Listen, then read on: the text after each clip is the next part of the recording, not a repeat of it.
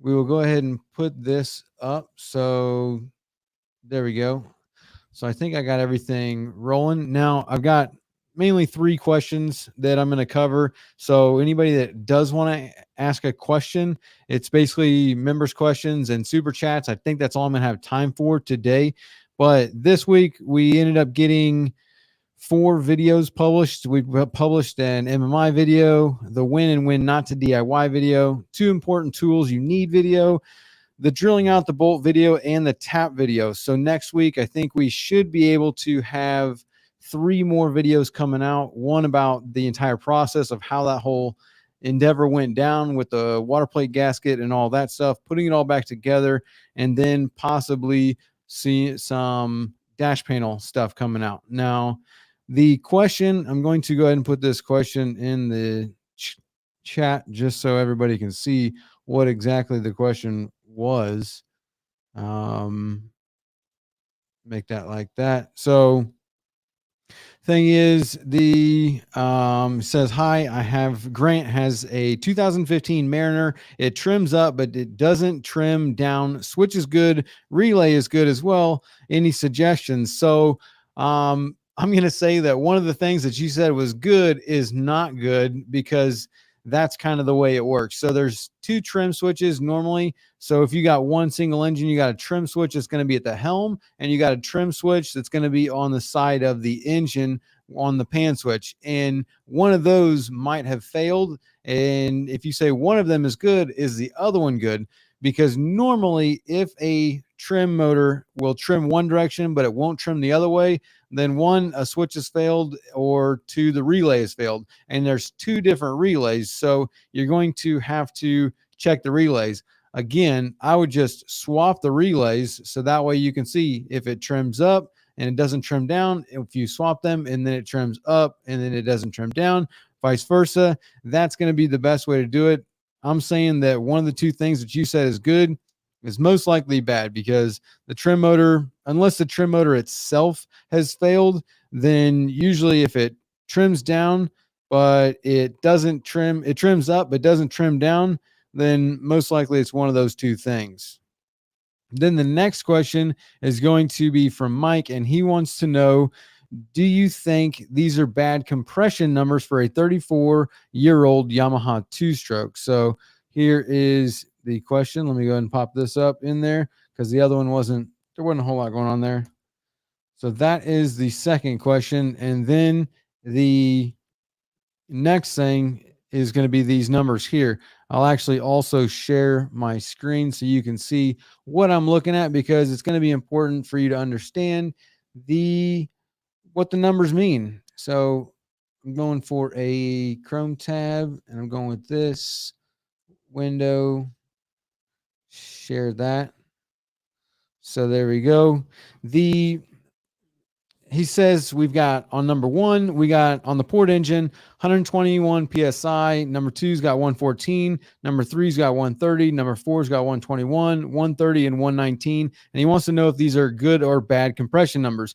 I'm guessing that these were taken warm because they are pretty close together, but they might be cold.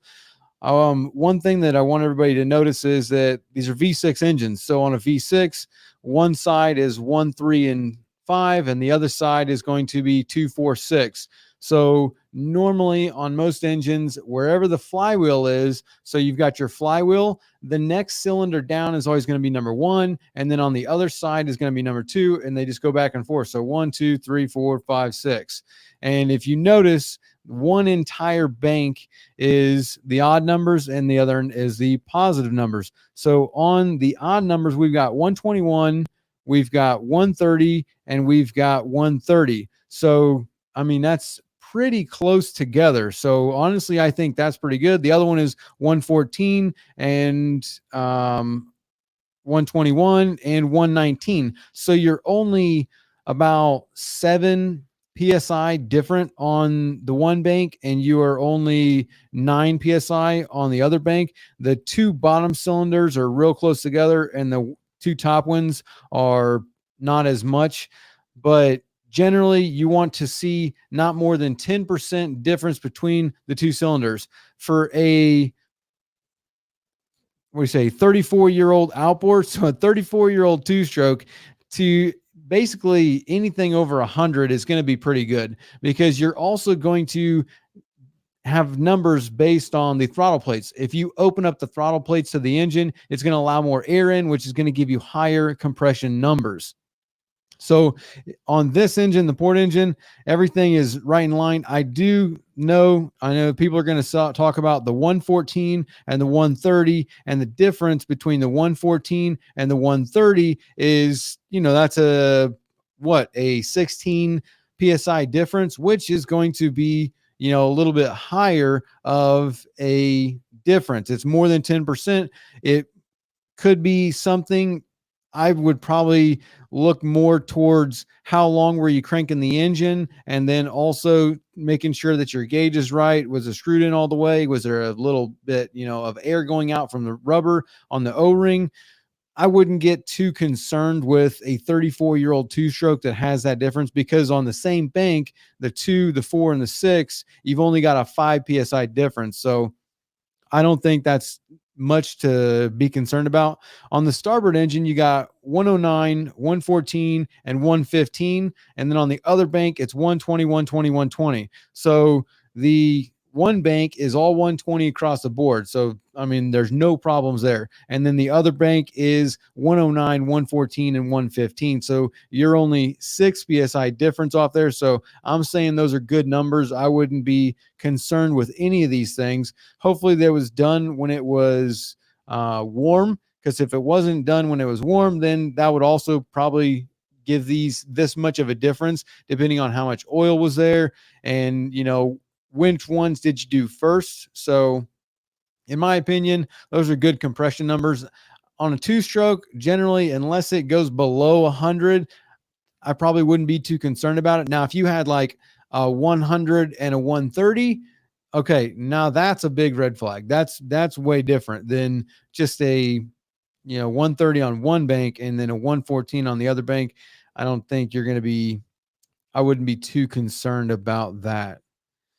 So on a 4-stroke, it's going to be a lot higher numbers, but same thing whenever you're doing a compression check, you're going to want to, again, open up the throttle plates, because if you don't open up the throttle plates, then you're not going to get the same numbers that you think you would get. Like if you say on like a 3.3 liter Yamaha, if you do a compression test with the throttle plates closed, you might see 140 or 150, somewhere in there. And then if you put that handle into wide open throttle and open up the throttle plates, you might see 180, 190. So you're going to see a lot higher number with the throttle plates open than you would if they were closed.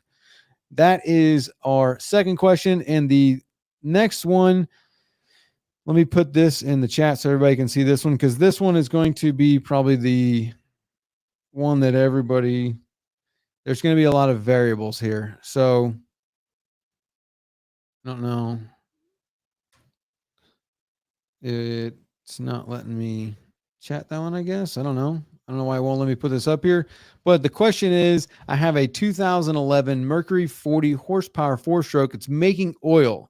I tested thermostat and fuel pump, and those seem to be okay. Everyone keeps telling me it's from idling too much. I do idle some, but I would like to idle around and use my fish finder. Are these engines not made to idle? Thank you. So let me see. I don't know why it won't let me post this.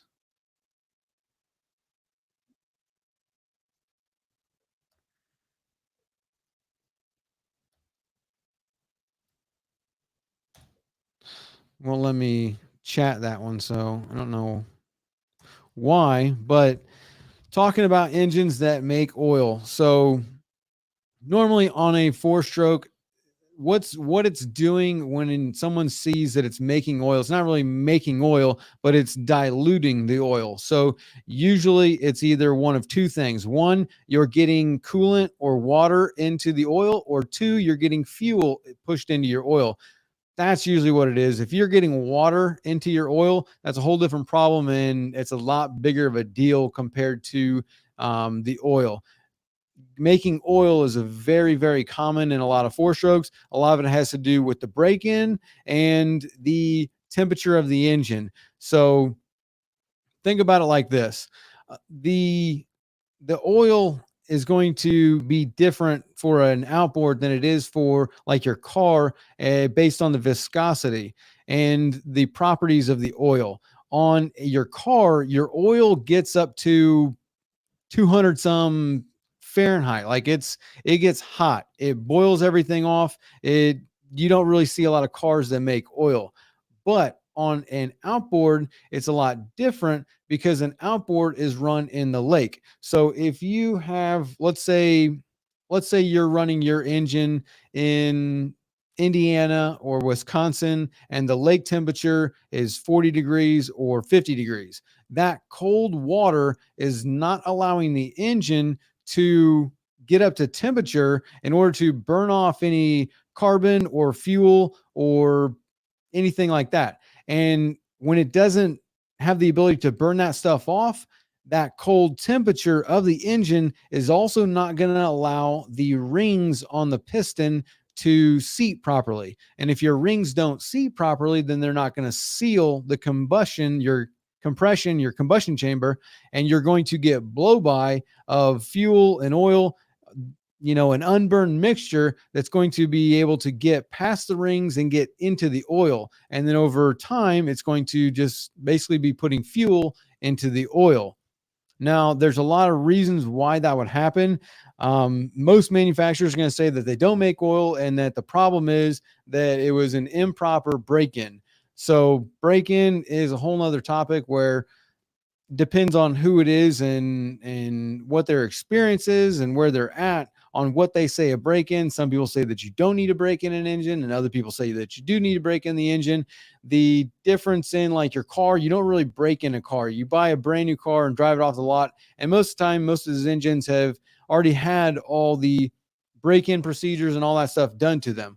Whereas an outboard is a little bit different. They run them in the factory, but they don't break them in at the factory. They all tell you to do a break-in procedure, and that break-in procedure is for pretty much every manufacturer. It's very similar. And the break-in procedure is that you are to vary the RPMs throughout the first 2 hours and then up to the 10-hour mark. So what they want is no wide open throttle, but varied RPMs for the first 2 hours, and then wide open throttle for no longer than 5 minutes at a time for the next 8 hours. And they do not want any idle time. The worst thing you could do for breaking in an engine is the idling, because it doesn't get up to temperature, and the temperature is what allows the rings to seat. It's also important to note that on a piston, you have usually 3 different rings. You've got 2 compression rings and then a like oil wiper ring, basically. And that oil ring is what keeps the oil in the crankcase, and the compression rings are what allows you to have compression in the combustion chamber of your cylinder. Now, if those things don't get up to temperature, they cannot seat properly. Like Yamahas have had a problem with this because they went to a plasma infused cylinder wall, and that plasma infused cylinder wall is super hard. And so if they don't get broken properly, those are the ones that are notorious for making oil. And a lot of it has to do with the running temperature. So most people that have a problem with making oil, usually the dealership or whoever you talk to is going to tell you to run the engine a lot more at wide open throttle and do as little trolling or idle as possible. And like your question is, I want to be able to idle so that way I can use my fish finder and everything like that, which you're going to be able to do that. There's no reason why you shouldn't be able to do that. The problem is that if the engine never gets to temperature, then it's never going to burn off any of that fuel that is getting pushed into the crankcase, which is basically what is making the oil. So multiple conditions will cause that. One, like we were talking about, the lakes and the cooling temp of the water. If the water that you're running in is super cold and you never ever hit wide open throttle, which is what's going to create heat and allow everything to heat up and seal properly to stop the fuel from being able to get into the crankcase, then that's going to be your main problem. they will tell you, like most manufacturers tell you, that there are excessive use, which, or not excessive use, but rough conditions, basically, which is if you live in Alaska and you run your boat in, say, you know, 35-degree water all the time, then you're going to have to do oil changes sooner because you're going to have to be dealing with this problem. But you can also have different thermostats, which will, try and help combat that problem. And then also, that is why there are different viscosity levels of oil. So you can get thicker oils, you can get thinner oils, and depending on the situation that you have, it's all made to help you get that engine to operating temperature. Now, trying to figure out a way to answer your question without having a runaround, fuel pump's not going to have any problem. Like, that's not going to have anything to do with it. The thermostat, potentially has something to do with that. Like, if it gets stuck open, then you're going to be running way too cold. And if you run way too cold, then, that's going to be your issue. So water temperature and thermostat temperature and getting that engine up to temp, I would say, is going to be the main thing. So depending on the lake that you're at and how you're using the boat, if you're going to be doing a lot of idling really soon, then it would probably be a good idea for you to get the engine up to temperature, run the boat around a little bit before you go and stop and start idling around and spending a lot of time doing any fishing. If you can get the boat up, run around for 10, 15 minutes and watch your temperature gauge and get that engine up to temperature, and then go to your fishing spot and then fish and idle around for a little bit. And then before you go back again, get it up to wide open throttle, get the temperature up to, operating temp, wide open throttle, 10, 15 minutes. That's going to help you burn off that fuel that's going to be accumulated during those long extended periods of either trolling or of idle time. So it's not that you can't run the engine at idle or that you can't run the engine at only trolling. It's that if you only ever do that, then one, if you didn't get broke in properly, the rings aren't going to seat and you're going to make oil no matter what. And then two, if it never gets up to temperature, you're going to be combating that problem all the time. So I would say to try and change up those two things. And then if we're talking about older engines, then you're going to potentially be looking at a carbon problem. And if you have spent way too much time idling and trolling and never getting to wide open throttle, the rings may have never got broke in. And then two, that carbon buildup will also affect the rings and everything to where you're getting that blow by, which is allowing the fuel and the dilution of the oil to get into the crankcase.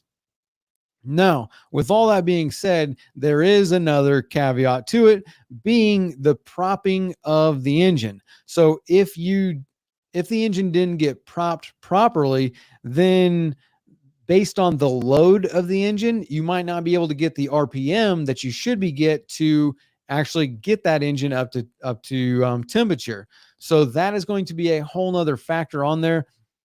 Which one you might be facing, that's a whole nother discussion of, your application and all that and how you use the boat. But those are going to be the main things that are going to affect an engine and why they make oil: temperature and long idle and trolling periods, and also the propping. So hopefully that gives you kind of a better understanding of what's going on.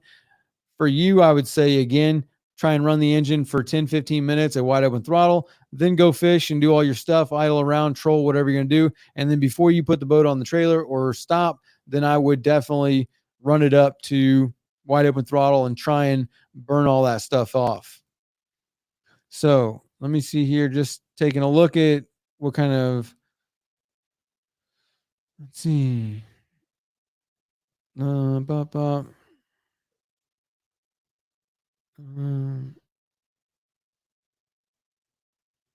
then oil analysis. If you wanted to, you can do that.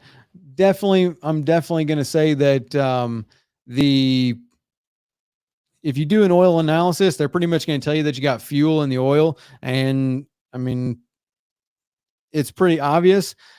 Pull out your dipstick, and then you can take a lighter and see if it catches on fire. Like if it flames up, then that's fuel. But if you get coolant with an outboard, I mean, it's water, so your oil is going to get milky, and then you're also going to see froth or foam build up on the usually the cap of the crankcase. So those are the only two options. Now, as far as some newsworthy events and some kind of just some stuff that's going on, I do want to bring this out. So we have got a couple different things to cover. Let me share this screen here. Just something interesting for everybody that does anything in the Florida Keys. You've got Marine Max is going to be doing some expansion. It looks like that they have now got a deal. Marine Max announced it's expanding its footprint to Islamorada, Florida, with the addition of Native Marine. So it looks like they have, I don't know, Native Marine was founded by Florida Keys natives Tommy, Sarah, and Brett Brayshares. As an authorized Boston whaler and Mercury Marine dealer, they have served the boating community from Tavernier to Key West. We're thrilled to welcome Native Marine into the Marine Max family. This aligns seamlessly with our mission to offer an unmatched boating lifestyle to enthusiasts across Florida. Christian Gonzalez, Marine Max District President, said Native Marines' dedication to customer satisfaction and their deep roots in the local community make them an ideal addition to the Marine Max network. So it looks like they must have bought them out, or not sure, but if you live in Islamorada, it looks like you're going to have a Marine Max coming there. The expanded Marine Max presence in Islamorada will provide customers with an even wider range of services, including maintenance, repairs, boating accessories, and marina space with 11 racks and plans to expand. So that was something that I thought was pretty interesting. If you're in the Keys or, you go down there very often. Then also something else that I wanted to share is that we have got, where is this? Not that one. So this is, I thought was pretty interesting. Mercury Racing accepting scholarship applications. The program is open to students and education programs for skilled trades in Wisconsin and Indiana. So if you are, it looks like in high school, or you're just graduating high school, or you are, I guess, Mercury Racing has opened the application period for its scholarship programs, excellent trade for high school student or college freshman near the company's headquarters in Fond du Lac, Wisconsin, pursuing a career in skilled trades. So this started 6 years ago when our plant at Racing won a safety award, and we decided to use the money to fund a scholarship. Additionally, for students in the 5 counties in Indiana that border the Impact Institute, Mercury Racing provides 2 $1,500 scholarships for students in a marine service technology program. Once a student completes the 2-year training program, he or she is certified Mercury Marine technician. So that is pretty interesting. If you live in that area and you are wanting to become a mechanic and you're graduating high school or you're in college, see, I don't know what the exact cutoff is there, or college freshman near the company. So, anybody can go back to college and be a freshman. So even if you're like 40, you could do that. So I don't know if there's like an age cutoff there or not, but if that is something that pertains to you and you're in those places, that's probably something that you might be interested in.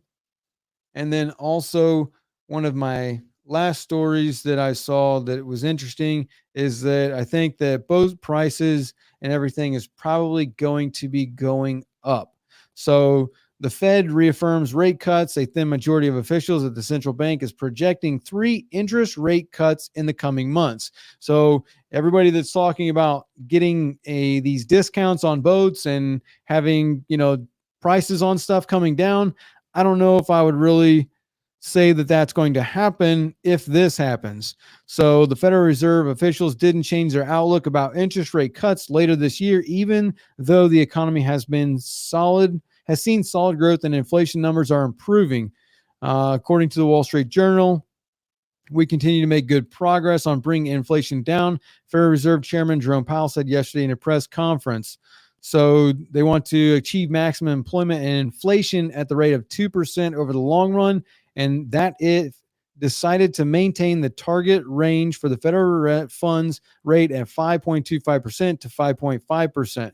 So basically what this is meaning is that if the Fed cuts rates, that means that everybody that's out there got money or is sitting on the sideline, they're going to start buying stuff. And when everybody goes out and starts spending money and buying stuff again, the prices of everything is going to continue to go up. So rate cuts is probably not a good thing. And anybody that was looking at getting a deal on a house, getting a deal on a boat or stuff like that, that might not happen. And we might see some more increase in prices if they do cut the rates 3 times this year, like what they're saying that they would do. So they're going to, expect inflation. So inflation ended at 2.8%, down from 4.8% a year ago. That's ridiculous. Officials are predicting that gross domestic product will expand by 2.1%. So if they do 3 rate cuts, then I would definitely look at the prices of boats and other things to continue to climb up, because then people are going to spend money. And when people start spending money and buying stuff, then that creates high demand. And then the last thing that I have is going to be this story here, which is not really a story, but it is interesting. So this is boat dealers. And on the boat dealers, if we look at this, Marine Max and One Water, if you guys don't know who Marine Max and One Water is, they're basically they're dominating the industry. So Marine Max, we looked at that. They're buying, Native Marine or whatever. Marine Max falls victim to a cyber attack. Nautique News, Suntex News, One Water, Marine posts Q1 2024 financials. Marine Max posts record first quarter revenues of 527.3 million. Marine Max adds Fisher Island location. Marine Max acquires Williams Tenders. Marine Max develops Florida training program. One Water's revenues. Marine Max posts record quarter. Marine Max adds Florida dealership. One Water Marine sells properties. Marine Max expands into Greece. So Marine Max and One Water are just taking over everything. And if you're looking to get into the industry or buy a boat or do anything, then Marine Max might be something to look into for you, because they are just all over everything. And let me see if you got any other questions, comments. I think that's all I have for news and for questions. I'm going to try and do either like 2 or 3 questions. I don't know if I'm going to do this weekly or not. We'll see if, how it goes, but that's kind of my idea, is trying to figure out a way to be able to answer more questions for people. Some of you might have seen that we do now have someone that is helping me do all the comments. Last month, there was like 5,000 comments. And so there's just realistically no way for me to be able to answer all the questions for everybody and be able to help as many people as we would like to. So that is just something that we have changed. And this is, I think, one way to be able to assist in that. So anything else? Why is it hard to find a pair of Mercury prop insurance? Only find hand. Other than that, I think this is going to possibly be a weekly thing, but I'm not 100%. And yeah, let me see if any chat questions that I can answer in a decent time period. Why is it hard to find a pair of Mercury prop Vincera 14.5 by 19? Only find right hand. I'm not really sure. Just want to say, if I can really appreciate your videos, it's been amazing. And lots of motors. Thank you, Tyler, Jose.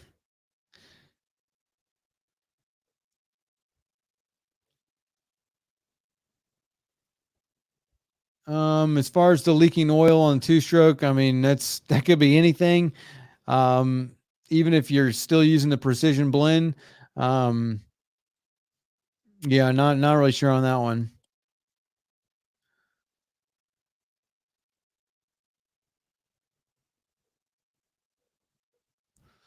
Why bilge pumps don't last more than 5 years?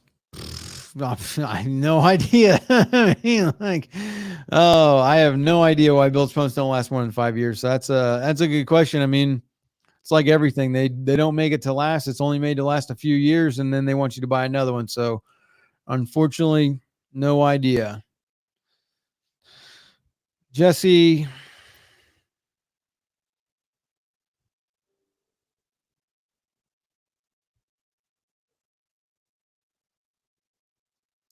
um, on as far as separating your batteries, I mean, you're gonna have to just go through that wiring. That's not really something that I'll be able to give you much insight on. You know, that's going to take some tracing. If there's a battery switch on there, you could probably put it to number one, try and crank the battery, put it to number two, try and crank the battery, and like see, or I mean, crank the engine and see, you know, which one is which. But other than that, you're gonna have to just trace the wires to figure out which is which. And do a couple more, and then we'll get off of here.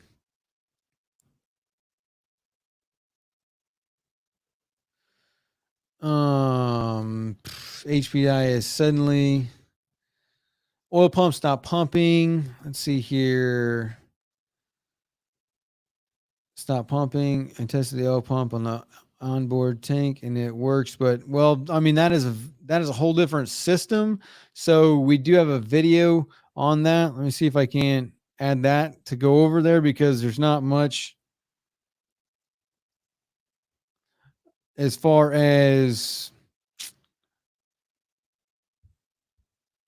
how the